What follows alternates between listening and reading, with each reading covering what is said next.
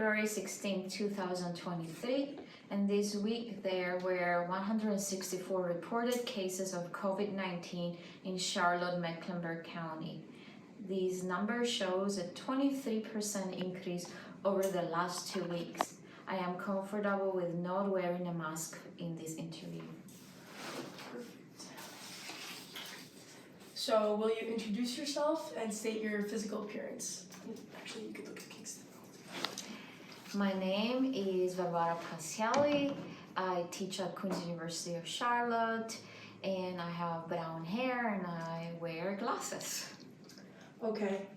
Where were you born and where is home for you right now? I was born in Cyprus, which is an island in the Mediterranean, and I moved in the United States in 1999 when I was doing my master's degree, and now I live in Mecklenburg County in Matthews. And how long have you been in the Charlotte area? I've been in the Charlotte area for 13 years, since 2010. Describe your experience during the last 2 years and during the COVID-19 pandemic.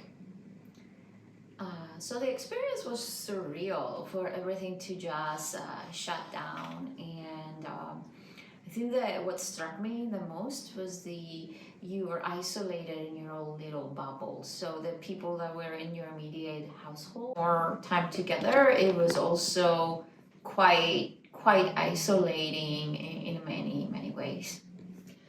Was there any point where you felt a sort of loneliness during the pandemic? I didn't per se feel loneliness because I felt, due to the nature of our work and teaching, that I had to work much more because I had to get caught up with technology. I had to adapt what I was doing. So in many ways I was busier. But I missed the interaction with other people. I also missed spiritually interacting with people of the same faith because everything was virtual. So that was tough. And what is your faith? Greek Orthodox. So without the pandemic restrictions, where would you go to practice your faith? We will go to church. So there's various church services, and initially they were only offered virtually, but then they started offering them in person, and you could choose to attend in person, but there were several people who were not wearing masks correctly or refusing to wear a mask, and I took a more conservative route in how I was trying to protect myself and my family. So we ended up choosing not to attend in person, which was frustrating because I felt part of my identity was impacted by people who were refusing to follow general health guidelines. Mm-hmm. And putting the mask on for the first time, what did that feel like? And also, did you wear gloves? Or what kind of mask did you wear? And how did that make you feel? The masks did not bother me. We just wore, once they became most available, we started wearing like the surgical masks primarily. It just took a while to get used to breathing through it, but once I got used to it, it was fine. Were benefited from the pandemic, and were there any relationships that you feel that the pandemic put a strain on? Like friends, friends, family, colleagues. I think friends that were not very close because we all got isolated in our own bubble. And like I said, we took a little bit more conservative approach. And I think that's a big aspect that made it difficult. If you chose to follow the guidelines and they said we require the mask, and you know that there are certain people that you value and appreciate, but were saying things like this is a hoax or I don't believe, and then they were saying come over for a beer, but we knew they weren't vaccinated and we knew they were not wearing masks. I just did not want to hang out with them. And it was very, very difficult to appreciate the person and not get extremely irritated and frustrated, or not to brush them off in a way that was insensitive. Well, deep inside, you were thinking, you're perpetuating this thing by refusing to wear a mask, and then you wonder why you got sick or your whole family got sick. Mm-hmm. And that was a frustrating thing, the uncertainty, because you could get sick and have no symptoms. And I remember with one family that we particularly hung out, they made it like not a big deal, but just because it wasn't a big deal for you, it didn't mean that others were not affected. So yes, I was trying to protect my family, but it was also this just general frustration of people that you love and care for, but you don't necessarily love and care for some of the choices that they're making. And the differentiation between the two was very difficult. It's very powerful. So in your hand map activity, you did say that one thing that you gained in this was a dog. Will you explain how that came about, how you adopted your dog, what's your dog's name, just what kind of light that brought into your life? So we adopted from the Charlotte Humane Society, and that how came about is my son did a 3-hour, he worked for 3 hours, and he said, I'm going to present something to you.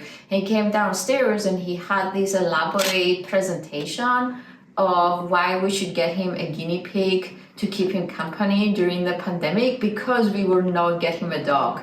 So I was like, I am not getting a rodent, I'm getting a dog. So yeah, it was between a guinea pig and a dog, so we ended up adopting a dog. So we started looking at pictures of dogs in the Humane Society, and we had no clue. We never owned a dog before. My husband and my son have severe allergies, and they did allergy shots for years. And finally, we were able to get a dog without the dog triggering asthma. And we got him, and we had to work really hard to train him because we had to rehabilitate the dog. But what it really do was to get me out of the house, because what I found out, I was exercising at home, but I wasn't going outside or taking walks. So I would actually, it got me outside and it got me walking. It also got me training the dog, which it's a lot of fun to do, especially now that he can do a lot of tricks. So yeah, that was the joy, and knowing that I was able to do it, because it wasn't easy. And I know there's an extra joy in having that animal with us now, because he was not a very easy dog to rehabilitate, and I'm just very proud that I was able to do it, because I suspect that he wouldn't have been a very good fit with other families if they didn't have the capacity to actually train him. Mm-hmm. So as you stated before, you're a professor at Queen's University of Charlotte, and you had to face different challenges with online schooling. How did you see a difference between the before March 2020 atmosphere in the classroom versus outside the classroom when the quarantine actually hit? So I think there was a difference in the major and the non-majors. So with the major, it was extremely hard because you make music with others, and to adapt in active music making online was difficult, even with technology advancements. So for example, I had to quickly learn how to use Soundtrap, which is a technology that allows you to compose and do music, but you can do it asynchronously. but I had to learn the technology fast, and then the students had to learn the technology fast. But I think even if there's motivation to learn, it doesn't matter if it's online or in person. But I think sometimes it's harder to focus and stay focused and not get distracted when you are online. The non-music majors didn't have to do there wasn't the barrier of trying to figure out how to like learn music using non-in-person means. But what was really hard, I remember at one point, and I love the students in the class, but everybody had their camera off. And I'm like, at one point, is anybody actually listening, or am I just teaching to like they're sleeping or black screens or stuff like that? And there are funny elements too of like, yes, I'm gonna wear yoga pants, but I'm gonna wear a nice shirt from the waist up, and the camera comes down and nobody tells you what you're actually wearing, and it's on screen. So moments like that were funny. So yes, okay, I don't know where I was going with that one, but that's where it ended up being. That was perfect. So since you were at home, kind of consistently or constantly, did you see you and your family kind of develop any sort of routine within the changing of the routine? Such as, did you guys pick up any like family shows or family games, or did you guys have a special thing that you guys did on Sunday? Like, how did you differentiate what each day was? When I didn't have to go and sit in front of the computer, that was a differentiation. I think that was it, because everybody was doing things digitally. But we are big game nerds, so there was not a lot of change between nerding on those pre-pandemic, during pandemic. So we still did that. And yeah, I think we developed like these routines about who's gonna cook, who's gonna put the groceries away, who's gonna clean. But other than isolating us as a family, those routines didn't change much as a result of the pandemic.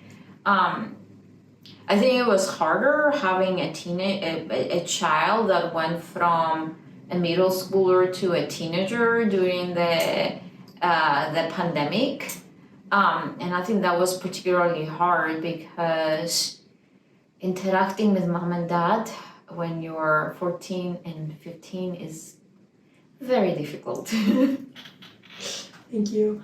That is really funny. My brother also, he was middle school to high school. It was weird. So going back to school now, in January 2021, when Queens finally opened their doors again to welcome students onto campus, how did you feel that the students reacted to the COVID restrictions, such as not eating in the cafeteria or constantly wearing a mask inside buildings, as well as how did you have to deal with these challenges in the classroom while trying to teach a classroom full of students? I've heard colleagues complain that some students are not wearing their masks correctly, but in my experience, particularly with the classes I was teaching, the students were respectful and wearing their mask correctly and masking well in class. Now, I don't know what happened outside class, but in my experience, they were following the rules and guidelines. Even a couple that I know, they weren't exactly in agreement. They did follow the requirements of the university, so I really did appreciate that. I do know a couple of cases where the vaccination thing became a problem, and I cannot disclose a lot of that, but these are all choices that students and adults, I mean, students are adults, but the adults teaching them had to make. But the ones that chose to come into the classroom followed the expectations of the university. So there wasn't a time in my classroom where I had to redirect the student to put the mask on correctly or to follow those procedures. Mm-hmm. And so, did you continue to welcome music therapy clients during the 2021-2022 school year? And how did you inspire or encourage them to wear masks? Or how did you deal with the COVID 5-10 feet separation between and during your therapy sessions? That was tough. I think, and I can remember, there was one point where we switched, when they started allowing, we switched to in person, but I don't remember where it was, when it was. And I don't think we did any in-person sessions in 2000, no in-person in 2020, 2021. We were all telehealth virtual. But once we started accepting clients back, it's very, very difficult because some of the people we serve need a lot of support.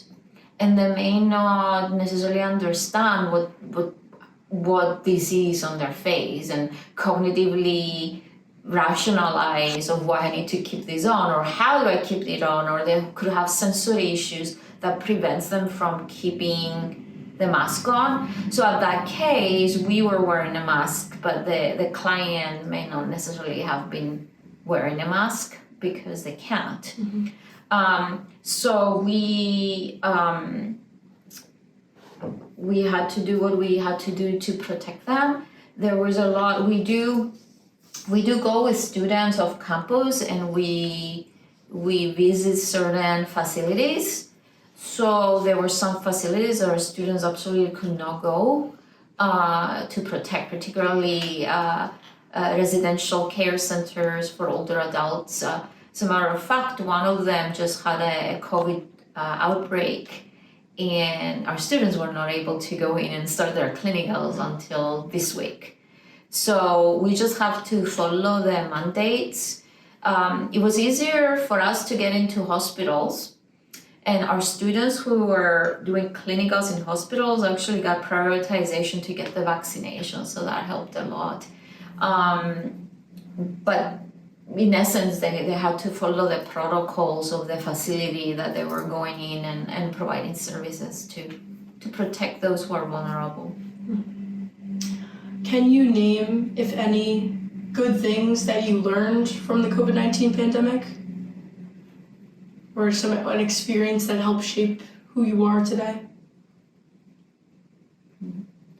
Life is unpredictable and you got to roll with it.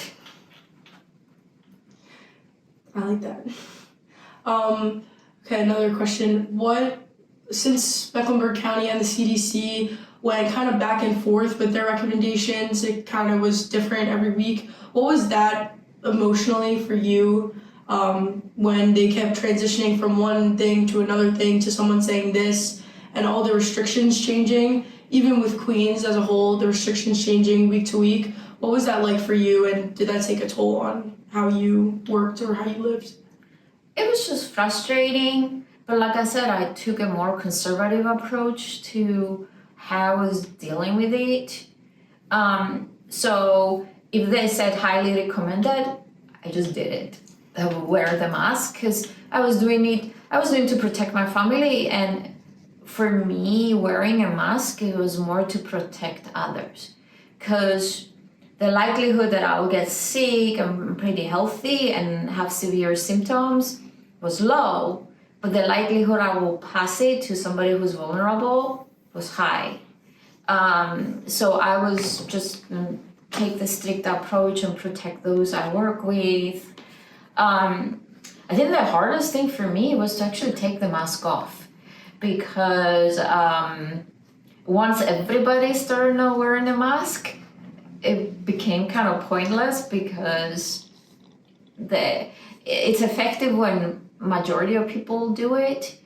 But yeah, you reach one point where I had my vaccines, I was doing what I was supposed to be doing, but getting rid of that crunch was very, very difficult. Was there any point during the past 2 years where you felt either like in your life Did you feel silenced by the pandemic? Did you feel that your story wasn't being told? Or did you feel like people weren't listening to you specifically? I don't want to say listening to me. It was just very frustrating with me being a scientist too, and understanding research, also understanding and knowing clinical trials and knowing the process, with all the fake news that was going, and even people highly educated not being able to discern like the disrespect for science. It was extremely frustrating. So I don't feel my personal story was silenced. I just feel my personal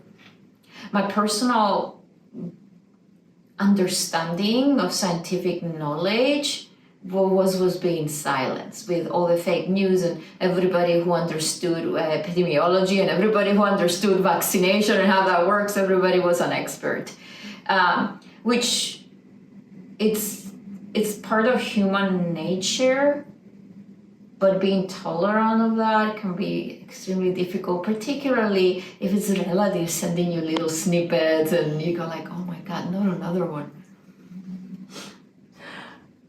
So as we stated at the beginning, the COVID metrics for this week was that there was 164 reported cases. What do you feel like the future of this pandemic will have?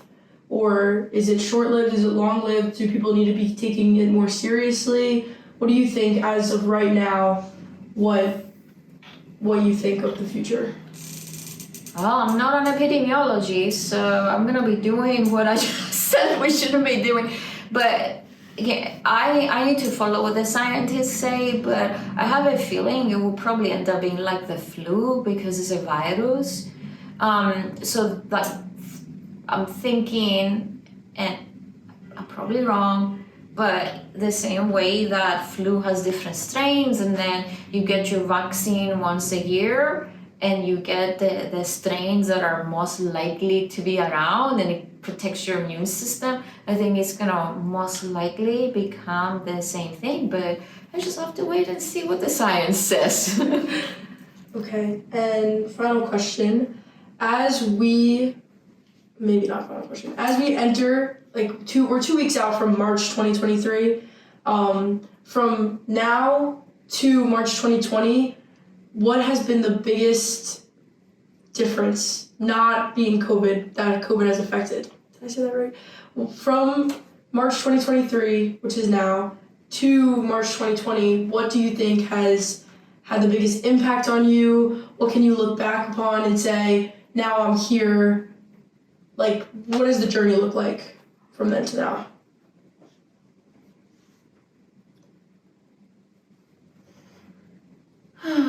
I'm not sure.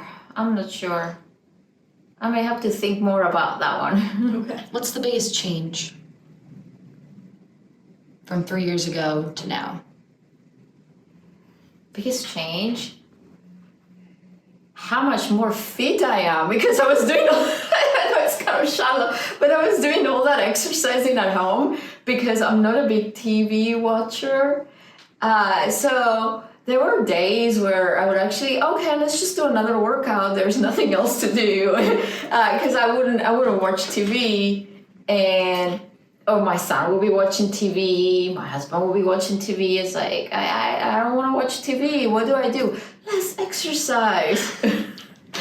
So yeah, that's what happened to me, which is not a bad thing.